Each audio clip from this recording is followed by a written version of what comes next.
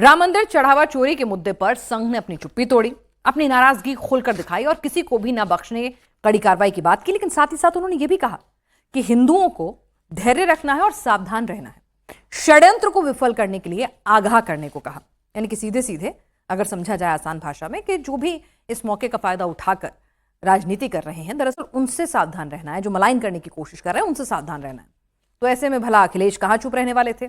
अखिलेश को भले ही इस मुद्दे को उठाकर 27 में वोट मिले ना मिले, राम भक्त उन पर भरोसा करें ना करें, लेकिन अखिलेश ये जानते हैं कि इस मुद्दे को वो जितना उठाएंगे एक नैरेटिव और एक परसेप्शन डेंट जो है वो जरूर डाल पाएंगे। और इसीलिए अखिलेश जमकर सोशल मीडिया हैंडल्स पर या प्रेस कॉन्फ्रेंस का या अपने बयानों में लगातार इस मुद्दे को जीवंत रखने की कोशिश करते हैं और बड़े बड़े नए नए आरोप लगाते हैं।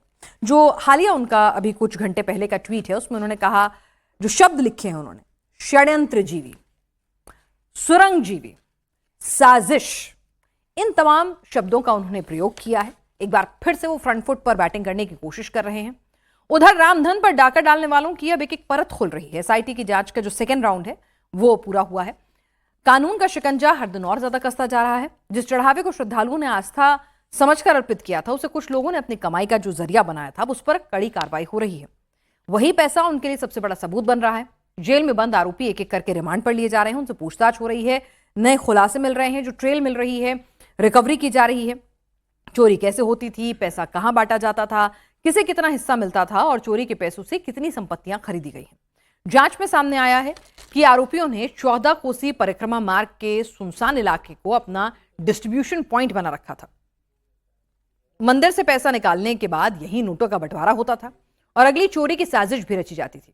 उधर एसआईटी सिर्फ गिरफ्तारी आरोपियों तक नहीं रुक रही है, उसकी गिरफ्तार आरोपियों तक उसकी जांच नहीं रुक रही है। राम मंदिर ट्रस्ट के बड़े पदाधिकारियों से भी घंटों पूछताछ हुई। अनिल मिश्रा, गोपाल राव के बयान दर्ज किए गए और चंपत राय से भी दूसरे दौर की पूछताछ की गई है। जांच का दूसरा बड़ा एंगल करोड़ों की संपत्तियां हैं। सबसे ज्यादा संपत्ति अनुकल्प मिश्रा और उनके बहनोई लवकुश मिश्रा के पास से मिली है। अब अयोध्या प्रशासन ने यह खंगाल रहा है कि इनमें से कितनी संपत्तियां रामधन की चोरी के पैसों से खरीदी गई। यानी अब जांच सिर्फ चोरों तक नहीं बल्कि चोरों के पूरे नेटवर्क तक पहुंच गई है। लगातार हम आपको बता रहे हैं, राम मंदिर में चढ़ावा चोरी के बाद सभी आरोपी चोरी का पैसा लेकर 14 कोसी परिक्रमा मार्ग के सुनसान इलाके में पहुंचते थे, जहां से लोग चोरी के पैसों को आपस में बांटने के साथ ही अगली चोरी की प्लानिंग भी बनाने का काम शुरू कर देते थे। राम मंदिर चंदा चोरी मामले में अयोध्या पुलिस ने गिरफ्तार आरोपी अविनाश शुक्ला को पुलिस कस्टडी में लेके उससे 13 घंटे तक लगातार पूछताछ की और हर उस ठिकाने पे पुलिस अविनाश शुक्ला को लेकर गई जहां पर पैसे चोरी का बंटवारा होता था। इस वक्त हम 14 कोसी कला परिक्रमा मार्ग पर मौजूद हैं। ये आप देखेंगे, ये जो पूरी रोड है ये 14 कोसी परिक्रमा मार्ग है और इस मार्ग के बिल्कुल सटा हुआ ये पूरा जंगल का इलाका है। पुलिस की टीम अविनाश शुक्ला को लेकर पहले योग केंद्र गई और योग केंद्र के बाद ये जो पूरा खुला इलाका है, जंगल का इलाका है, यहां पर पुलिस की टीम अविनाश शुक्ला को लेकर आई। उसकी वजह यह है, सूत्रों के मुताबिक अविनाश शुक्ला और बाकी के आरोपियों से पूछताछ में यह पता चला कि राम मंदिर में शिफ्ट के हिसाब से जब ये लोग वहां पर पैसों की गणना करते थे और पैसों को चोरी करने के बाद अपनी जेबों में कैश और ज्वेलरी भर के जब ये निकलते थे राम मंदिर से, तो इस इलाके में आकर ये लोग मुलाकात करते थे और जो भी चुराया होता था उसका बंटवारा इसी 14 कोसी परिक्रमा जो इलाका है उसके इन खुले जंगलों वाले इलाके में किया जाता था, क्योंकि ये इलाका सुनसान इलाका है। यहां पर दोपहर के समय खास तौर पर कोई मौजूद नहीं होता। ये लोग जैसे ही मंदिर में अपनी शिफ्ट पूरी करते थे, आपस में पहले लाइनअप कर लेते थे कि 14 कोसी परिक्रमा मार्ग के इस खुले जंगल वाले इलाके में, जहां पर चारों तरफ झाड़ और पेड़ मौजूद हैं, दूर दूर तक यहां पर कोई शख्स आता नहीं है। यही वजह थी कि ये लोग इसी जगह पर आकर चोरी किए हुए पैसे और ज्वेलरी को आपस में बांटते थे और बांटने के बाद यहां से फिर वो निकल जाते थे।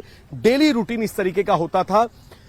2025 में जब महाकुंभ के बाद पैसों का फ्लो बढ़ा, इन लोगों की नौकरी लगी, उसके बाद सबसे पहले अविनाश शुक्ला ने इस जगह का चयन किया था, क्योंकि यहां पर दूर दूर तक कोई नहीं आता है और उसके बाद इन लोगों का एक मीटिंग पॉइंट ये 14 कोसी परिक्रमा मार्ग के पास का जो ये खुला जंगलों वाला इलाका है, पेड़ पौधे और दूर दूर तक आप देखेंगे झाड़ों का इलाका, सुनसान इलाका है। यही वजह थी कि पुलिस की टीम यहां पर पहुंची और यहां पर पहुंचने के बाद अविनाश शुक्ला से पूछताछ की। सूत्रों का यह कहना है कि बहुत जल्द अविनाश शुक्ला से जो पूछताछ हुई है उसके हिसाब से दूसरे आरोपियों की भी कस्टडी ली जा सकती है। चलिए, और जिस तरह से राम मंदिर में चढ़ावा चोरी के अब पूरे नेटवर्क को एक से तार जोड़े जा रहे हैं, रिमांड पे लेकर पूछताछ एक आरोपी को की जा रही है, नए खुलासे हो रहे हैं, रिकवरी भी हो रही है, लेकिन इस मुद्दे पर राजनीति भी जमकर हो रही है। अब राजनीति कहां किस ओर जा रही है? क्या अखिलेश जो है सिर्फ एक नैरेटिव बिल्डिंग, एक परसेप्शन डेंट का काम कर रहे हैं, और वाकई में 27 की जीत का रास्ता उन्हें इसी मुद्दे से होकर निकलता हुआ दिख रहा है? क्या वाकई में वो राम भक्तों के मन में इस कदर, बीजेपी के लिए, मौजूदा प्रशासन के लिए इस कदर वो आक्रोश पैदा कर पाएंगे कि वो उनकी राम भक्ति पर, जी हां, वो अखिलेश जो कहते थे कि मैं हिंदू हूं लेकिन मैं आपको एग्जैक्ट उनका स्टेटमेंट बताऊं, मैं भगवान को मानता हूं लेकिन पूजा नहीं करता, पीपल के नीचे पत्थर लाल झंडा रख दो, बन गया मंदिर, और सीएम रहते हुए कोई बड़े मंदिरों में नहीं गए, वो अखिलेश आजकल राम नाम का जाप रोज कर रहे हैं। तो ऐसे में क्या अखिलेश पर, समाजवादी पार्टी पर भरोसा जो है वो जनता को इस कदर हो जाएगा कि राम मंदिर, राम भक्त और हिंदुत्व की रक्षा बेहतर ढंग से ये पार्टी और ये नेता कर सकता है?